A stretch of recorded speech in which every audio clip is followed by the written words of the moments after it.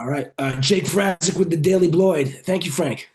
Hey Jake, what's up, man? Thank you. Nothing, man. We shared some similar qualities, man. We were both raised in the West Indies. I grew up on Oh, Montserrat, then Nevis, then America. So when I nice, learned about nice. your background going into this film, it made me that much more confident that it was going to be a quality. I appreciate that, man. Love for the Island Boys, and it was a big part of what this was, right? This was the first pirate movie told from a Caribbean perspective, and Yeah. so that was in the DNA right from the beginning. We wanted to really infuse that. Yeah, I knew it was going to be good when I looked into you. I said, "Oh man, okay." Um, Great camera work in the whole movie. That home invasion scene, exceptional camera work as a long cut. I mean, maybe 2 minutes where you guys don't cut. Um, it really creates this omnipotent fear for the viewer. How important was it in this scene to craft that stage of dread for the characters as well as the viewer? For Well, you, what's how? incredible, shout out to our cinematographer, Greg Baldy, who shot both extractions. And those movies have some epic oneers, right? Yeah. They go from the train to the prison to the back to the Jeep. I mean, it's bananas. For us, we weren't trying to show off. We were like, let's just stay with this character and this fear, right? Let's watch Priyanka Chopra, Jonas, Ursel Bodden, Bloody Mary get get the fear, like let it land that this is, the stakes are real, that we're gonna go there with this movie. And so we came up with that concept of, we're gonna stay with her for this first attack, for as long as we can, and we're gonna actually feel the fear with her.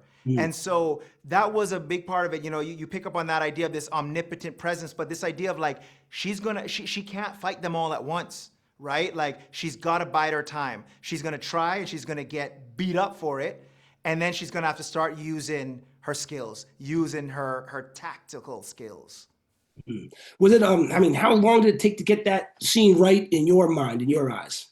Well, it's funny you picked that one. So, I collaborate with the Russo brothers and Agbo, and they make some of the best action movies in the world, including Extraction. But they have this technology where we could do virtual sets, even though we were a full physical location shoot where we built all the sets in remote locations. I could go into their studio in LA, and I was like Iron Man. I had the goggles. I could build a house, and put people in it and put gear in it. So I actually got to run that sequence a bunch of times, long before we even had a crew, before I went to set. So it was one of those that, I feel like I knew very intricately before we even started filming. And it was just a blessing to have all that tech and all those toys to be able to really, build my confidence of like, can this work as a oneer? Because, I hate when someone does a oneer for, to be pretentious or be like, oh, I just don't want to, like, no, we want it to be that it could only be told that way. And so we really mind it. And the two guys who attack her, they're not stunt performers. Stunt performing, as you know, is a whole other level of skill. These were two actors who were the nicest guys in the world, but came in for 8 weeks every single day to learn the scrappiness and the rawness of that fight. Hey, man. Audiences, I think they naturally gravitate towards narratives of, protecting or fighting for family, especially children. But here we also see there's a redemption story aspect for Ursel, and she's forced to make right by battling not just to protect, but to ensure that associates from past lives, past deeds never pose a threat again. There's a one scene where Captain Carter says to Isaac and Elizabeth, "We're not the ones you should be afraid of." And there's some truth in those words because if Ursel hadn't lived how she lived, that situation wouldn't be happening. You're combining two narrative themes into one story. How did you strike a balance, making that struggle, that fight for survival, relatable and sympathetic, yet parallel to Ursel and her family facing a checkered past has come home to roost? What is it? It all gets rooted in, I keep going back to authenticity, not just in the cultural and the design and all that, but in the character, right? You sort of, I look at it from a contemporary version of, maybe you married and you got kids now and you run into that one ex and you're like, oh, Lord, we're going to do this right now, right here in the grocery store. You in Cayman Islands, or you go to your island, you're like, it's small, right? Yeah, Like, people run into, so there was a little bit of that. And what we were doing with Ursel too is like, she's no angel, right? She crosses the line a lot, right? From that first thing with the conch shell, when Yeah. she goes full Fight Club on that dude's face, you're like, sis, that's a lot. Like I know you're defending your people, but there's a darkness in you. And so I think when Karl or Captain Connor says that line, it's what makes her kind of sober up and go like, oh wait, I'm losing it, right? I'm a killer, and he's looking at her like, wait, you got a kid? You're playing house? You ain't that. You a killer. You worse than me. Like I know you from back in the day. Like what are you sitting here trying to play house with these kids? She crazy. She's a psychopath, right? And so that tension is, I think, not really relatable, but like, that embarrassment of like, man, I gotta deal with this, and wait, who am I?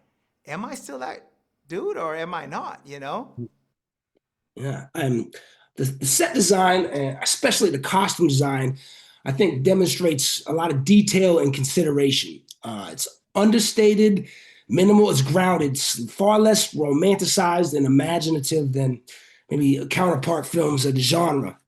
It's like there are constant visual reinforcements that this ain't some family fun summer blockbuster. This is raw pillaging and plundering, hard but also beautiful living. Where did the choice for those aesthetics develop, and how did they materialize when making the film?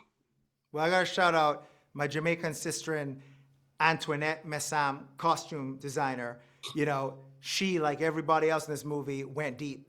She was up in Toronto going through the archives, going through Caribbean sketches from the time and looks. And, we made a conscious decision of, making this, pirates, they were tactical. They weren't flamboyant. They were the best killers from all over the world come together in a ship, right? They're not moving with like a bunch of flowery things, They need armor. They want to camouflage, right? They're a strike force. So, that was a big part of coming up with some of those looks. And also for us, you'll know this, like Caribbean people, we have incredible pride, right? Yeah. You have a So, man, he'll be a gardener, he go and he chopping bush all day, and he gonna put on his nice shirt and his nice pants and ride home on his bicycle and then go shower, right? You don't catch him on the road in no tank yeah. top and no, you know what I mean? Like that's gonna be, so we were just even talking about this idea of like, you look at the Caribbean people in the village, like none of them are dirty, right? They might be poor, they might have threadbare clothing, but they're gonna have pride. And that went across to every character, the thoughtfulness of, from the man chopping the coconuts there to the fiddler to Ursel to Karl. With Karl, he loves to go deep and to find research. When we were doing his costume, we were like, was this guy an officer or did he kill an officer and get this jacket? Right? So every Uh, weapon, every piece was storytelling, and it was mm, all rooted in character and authenticity. I like that. Pirates of the Caribbean, you got Peter Pan, old Errol Flynn movies, whimsical tones, romantic. What does the Bluff bring to the table that separates it from the pack? I think first and foremost, you got a home invasion thriller, except it's an island, so you're blowing it up, right? You got an extreme eye to authenticity, to violence, to this visceral, raw, emotional journey. But then you put the team at Agbo and the Russos on it, so you're going to get that big action, but you're going to get something that's grounded and that's emotional. So I look at this and I go, not only is this the first pirate film told from a Caribbean perspective, but you're going to be able to go through this and be like, how would I survive, right? Every fight, there's no flamboyance. It's raw. Like, I'd go into the gym with the guys and we were doing, and the guys and the girls actually, and we'd go in and we'd run the fight and they'd be like, oh, this would look cool on camera. I go, why am I gonna do this when I can pull this guy's hair and bite his hand? They're like, oh, right. I said, that's the fight. And once everybody jumped on that, you see what you get. And so I'm excited for audiences to be able to go like, yo, that was hard, bro. That was raw. But also I kind of surprisingly low-key felt something. And so to me, I think that's just something we haven't really seen in the pirate genre. Also, Certainly. it's set like 200 years later than some of those other films. So you're right at that moment where revolvers and different kind of weapons are coming into the picture. So you're gonna see some pirates doing some wildness. Karl got a 20-round revolver. Bananas. That's crazy, man. And yeah, hey Frank, thank you for the time. Congratulations on the Bluff. Great picture and the best of success to you. Yeah, man. Maximum respect, man. Big up Take care, yourself man. and Thank you God so bless. Yeah, much. man. Definitely.